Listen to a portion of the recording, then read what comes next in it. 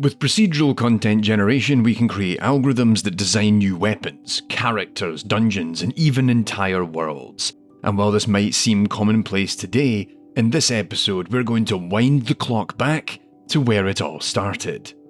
Games such as No Man's Sky and Elite Dangerous put players at the face of the infinite. Millions upon millions of unique planets to visit in an ever-expanding universe.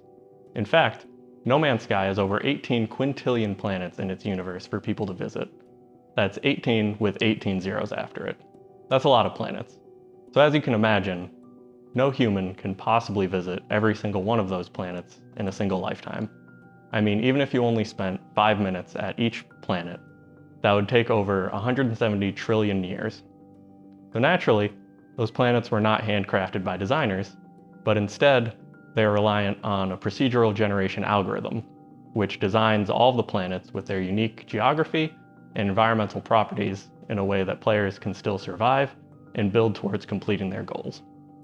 The ideas and technology that solve content generation for these exploration games is really the same as what drives roguelikes. The need to generate near infinite amounts of content for players to experience, not having to rely on a human to design them individually, and making sure you don't need to store them on the device. Many of these ideas stem back to Elite from 1984, a space trading game by David Braben and Ian Bell. Elite had 4,096 planets for players to visit. Each of these planets has trading stations, missions to complete, space pirates, and much more. But the thing is, it was originally released on the BBC Micro and Acorn Electron, which only carried 32 kilobytes of RAM. How on earth do you get 4,000 planets in 32,000 bytes of memory? The trick was that everything in the game was procedurally generated at runtime. The games used a pseudo-random number generator to decide every facet of a planet and its solar system. Now, random number generators can never truly make completely random numbers. They always rely on a seed.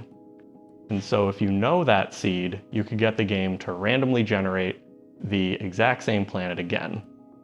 This can save a huge amount of storage space, since you can just generate all the information about a planet on the fly, as long as you know the seed that was used to create it initially. While Elite was the first to try this approach, it has since been popularized by many modern games seeking to address the same content generation issues.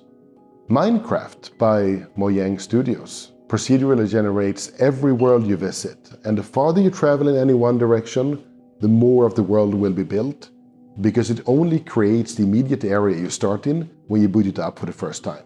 But it isn't just about creating a single universe or world, but providing a lot of variation in those worlds too. Even games like Civilization and Age of Empires use procedural world generation to ensure players continue to find new, interesting situations to explore.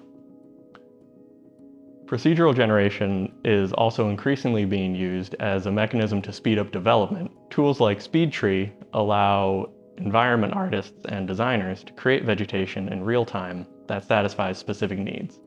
This mitigates the need to create dozens of similar but different enough plants or trees at design time, and instead lets the system generate them during play. At the end of the day, procedural generation can help speed up development of games in many different ways, and allow us to tackle problem spaces far beyond even the biggest of development teams. I couldn't have said it better myself, which is good because I was struggling to come up with a segue for this one. Procedural generation is but one of the many video game applications AI provides for us. Stick around here on modl.ai to find out more about how we're using AI to improve video game development.